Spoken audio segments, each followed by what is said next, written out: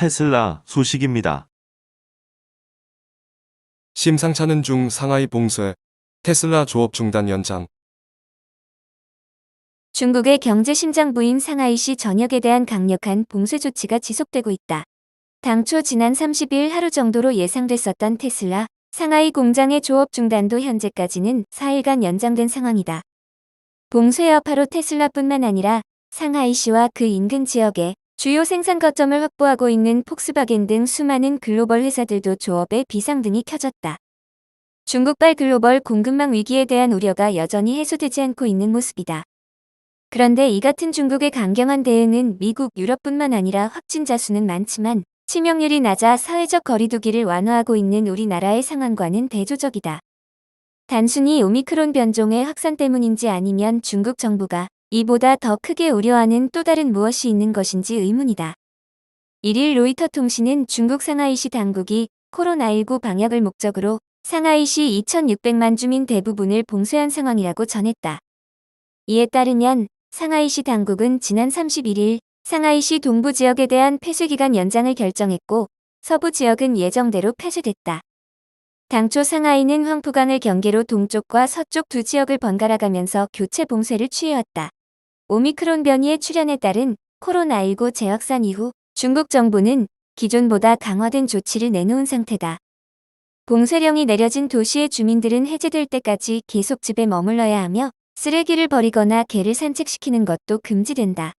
당연히 대중교통과 음식점 등 사람이 모이는 곳은 폐쇄된다. 상하이시에 대한 중국의 강도 높은 봉쇄가 이어지고 있는 것은 이 지역을 중심으로 특히 무증상 사례가 다수 발견되고 있기 때문이다. 상하이시는 모든 양성 사례를 검사, 추적해 검역하는 방식을 택하고 있다. 다만 중국 정부의 감염자 집계는 이틀 연속 감소한 것으로 집계됐다. 31일 기준 무증상 환자 4,144명과 유증상 환자 358명이 보고됐다. 한편 무역 박람회 등을 개최하는 상하이 신국제 엑스포센터는 현재 1만 5천 병상 이상을 보유한 상하이 최대 중앙검역소로 기능을 전환됐다고 외신은 전했다. 비상 상황에 대비하는 차원으로 풀이된다. 애플 소식입니다. 애플뱅크로 금융, 시장 본격 진출할까? 애플이 향후 금융시장 진출을 위해 자체 결제 처리 기술과 인프라를 개발하고 있다는 소식이 나왔다. 블룸버그 통신은 30일 애플이 미국 외 지역으로 결제 기능을 확장하기 위해 글로벌 디지털 금융 서비스를 준비하고 있다고 보도했다. 애플은 그동안 애플페이, 애플카드 등의 서비스를 위해 외부 금융 파트너사와 협력해왔는데 향후에는 이를 독자적으로 진행하겠다는 목표다.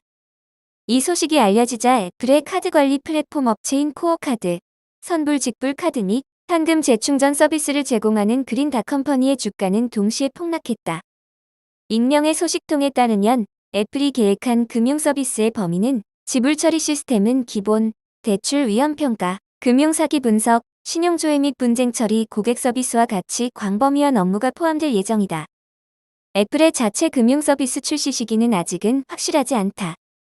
이런 애플의 노력은 기존 애플카드, 애플페이, 최근에 출시된 P2P 금융 서비스에 포함될 예정이지만 궁극적으로는 애플의 현재 서비스가 아닌 미래 제품을 목표로 한다고 블룸버그는 전했다. 현재 애플은 애플페이 거래에 후불 결제 기능을 추가하기 위해 노력하고 있다. 해당 서비스는 사용자가 애플페이로 물건을 구매할 때 나중에 결제해도 되는 서비스로 2주마다 4번 걸쳐 무이자 결제를 하거나 몇 개월에 걸쳐 결제할 수 있다. 사회 결제가 가능한 서비스는 애플페이 인포, 장기 결제 서비스는 애플페이 월 할부로 알려져 있다. 애플은 이 BNPL 서비스 구축을 위해 골드만삭스와의 제휴를 맺었다. 애플이 준비 중인 금융 서비스는 미국으로 한정돼 있던 금융 서비스를 더 많은 국가로 확장하는 데 도움이 될 수 있을 것으로 보인다고 외신들은 평했다. 애플페이는 현재 70개 이상의 국가에서 사용할 수 있지만 P2P 결제나 애플카드, 애플캐시와 같은 서비스는 여전히 미국 내에서만 사용할 수 있는 상태다. 바이두 소식입니다. 바이두, 미증시, 퇴출 위기. 미국 증권거래위원회가 30일 중국 최대 검색 포털 기업 바이두를 잠재 퇴출 목록에 추가했다. 이번 목록에는 바이두를 비롯해 중국판 넷플릭스라 불리는 동영상 플랫폼 아이치, 자산관리 플랫폼 푸트홀딩스, 어류 양식업체 노세라, 바이오 제약회사 카시파마수티컬 등 5개 기업이 이름을 올렸다. 세크는 해당 기업에게 오는 20일까지 상장 폐지 사유가 없음을 증명할 수 있는 증거 자료를 제출할 것을 요구했다. 이로써 세크의 규제 대상에 오른 중국 기업은 11개로 늘어났다. 앞서 세크는 식당 프랜차이즈 업체 얌차이나, 바이오 기업 베이징과 자이랩, 허치슨 차이나, 반도체 장비 업체 ACM 리서치, 중국 최대 소셜미디어 웨이보 등을 관련 목록에 편입했다.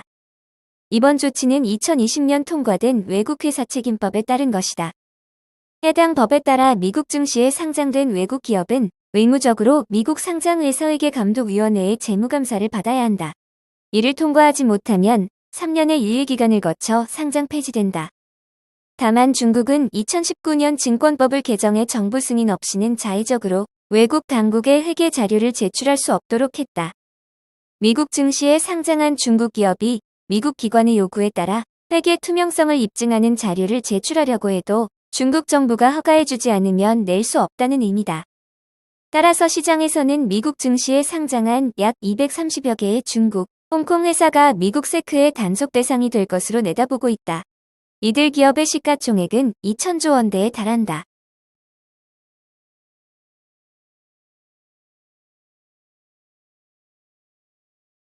니콜라 소식입니다. 사기 논란 딛고 제도약 전기차 생산 시작. 최근 들어 전기 트럭 생산을 시작하며 사업 정상화에 속도를 내는 모습이다. 주가 역시 고공행 진한다. 3월 30일 니콜라는 11.12달러의 거래를 마쳤다. 이날 기준 1개월 주가 상승률은 45.17%. 같은 기간 나스닥 종합지수 상승률의 7배 가까이 된다. 니콜라는 논란을 털어내고 유망 스타트업 지위를 되찾을 수 있을까? 기술 사기 논란에 시달렸던 미국 전기 수소차 기업 니콜라가 부활의 날갯짓을 펼친다. 그러나 월가에서는 아직 회의적인 시선을 보낸다. 한동안 논란에 시달렸지만 최근 들어서는 사업 정상화를 위한 시도가 조금씩 성과를 내고 있다. 지난해 말 니콜라는 세크의 사기 혐의와 관련해 벌금 1억 2,500만 달러를 지불하기로 합의하면서 사건을 마무리지었다. 올해 1월에는 미국 소량 화물 기업 사이아가 니콜라 전기차 100대를 구매, 임대하겠다는 내용을 담은 상호협력 의향서를 체결했다. 미국 물류기업 커버넌트 로지스틱스도 니콜라 전기차 10대, 수소전기차 40대를 구매하는 LOI를 체결했다.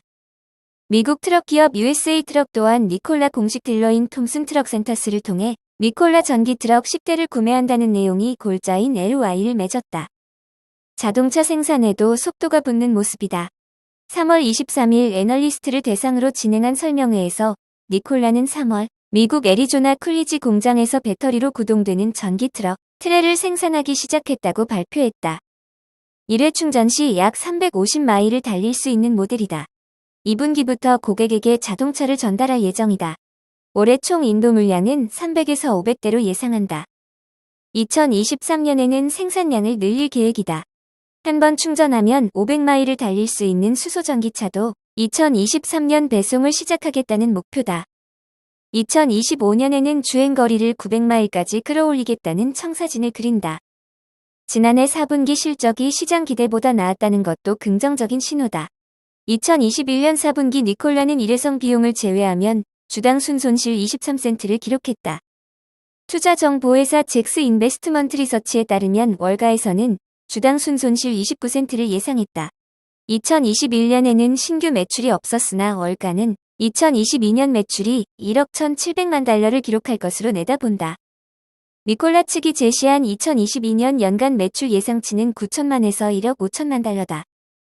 사업을 궤도에 올리기 위한 시도가 어느 정도 결실을 맺고 있지만 니콜라를 바라보는 시선은 여전히 대부분 회의적이다.